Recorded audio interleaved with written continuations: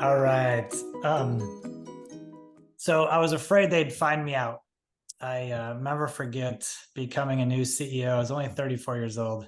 I had these amazing boards, several boards actually, and amazing board members.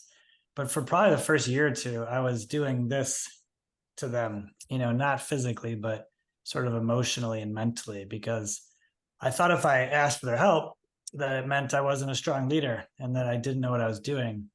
And it was a great lesson for me early on in my leadership journey that it's much more freeing to just let people in to help you, because the reality is we really don't know as much as we think we do.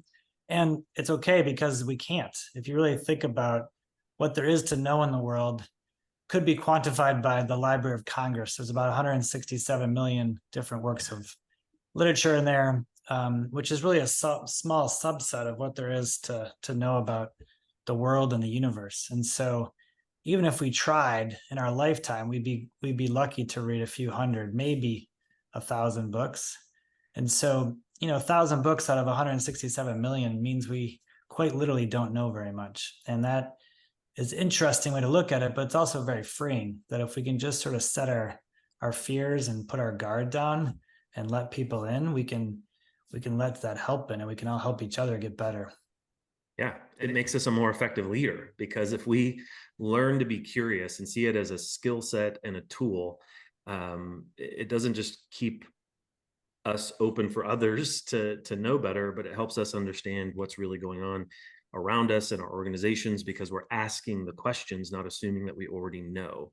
And being curious, the definition of the word curiosity is to be eager to know or to learn something. And it's just not natural, especially the older we get, to still be curious. It's like we over time think we know things, and so we become kind of fixed. Like I know that person, as opposed to the truth is I'm always getting to know that person. And there's subjects that we know which keep us fixed from like, but what else can I learn? And how do I like cultivate eagerness in my life to keep learning, keep being open? And it makes us more effective as a leader if we can kind of rekindle some of that curiosity that came so natural when we were kids. We were constantly eager to know, constantly eager to learn stuff. But when we're in a meeting and we're confused by something going on, the best thing we could do is just be curious about, hey, I might be the only one, but just saying what is. More importantly, when we hear something from someone, instead of assuming we understand what they're saying or what they mean or what they're talking about is right or wrong, that we just choose to be curious. So talk about that more, Brad. How do you do that practically? Be curious. Well, I want to add another dimension that, when we got trained in coaching, our coach training really involved tools to help us to be curious, because not only does it help us learn individually, it also helps us as leaders and coaches help other people think through things. Asking them questions allows them to think through things because they're questions they haven't thought of before. So it's an exceptional leadership tool. So that, having said that, curiosity manifests itself in at least two ways: the way that we listen and in the way that we speak. In the way that we listen, in that, kind of the natural way that people listen is we hear a little bit, like you might have heard us talk about, well, we're going to talk about curiosity today.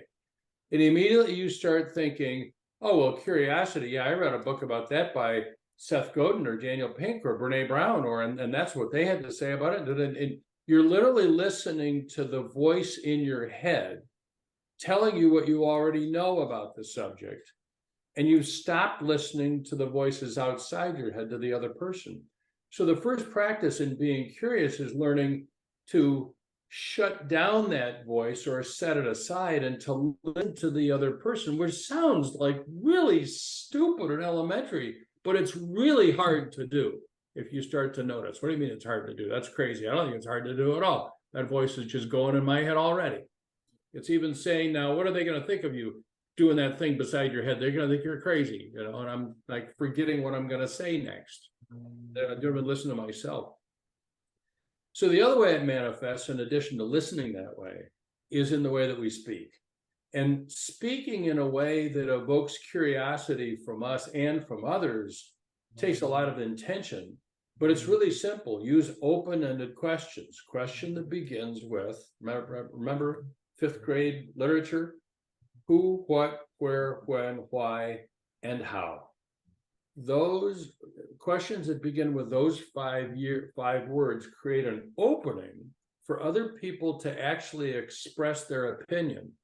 So rather than saying, do you think we should go to the restaurant tonight? Which is really, I'm looking for you to validate my opinion or to agree with me, because it's a leading question.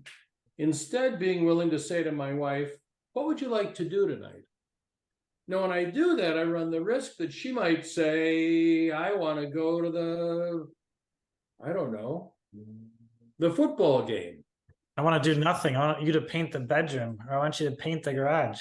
Yeah, exactly. So in asking those open-ended questions, there's a certain vulnerability in it, which makes it kind of hard to do sometimes. But it's the only way to be curious, really.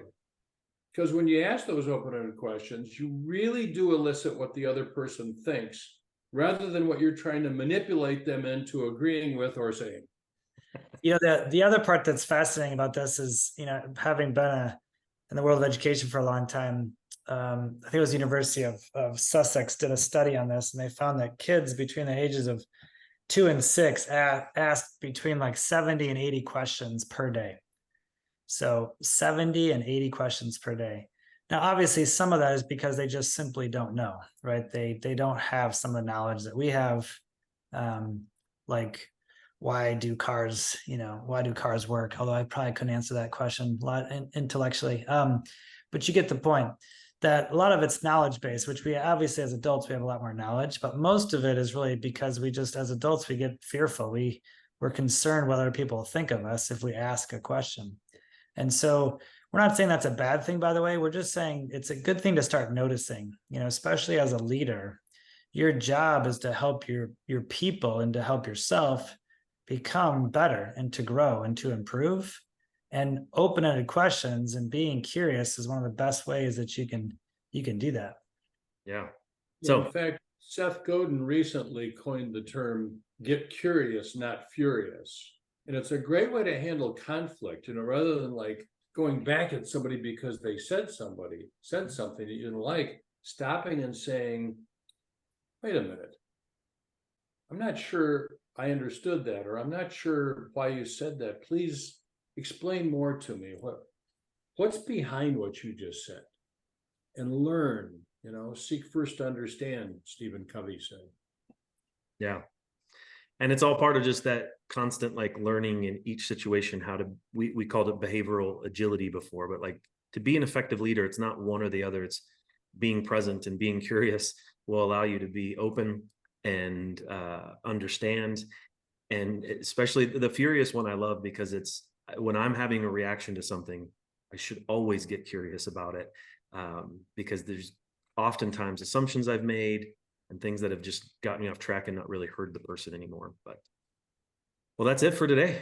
We'll all go keep trying to be better leaders each day, better humans, whether it's in the roles we play as in our families or in our organizations, and stay curious.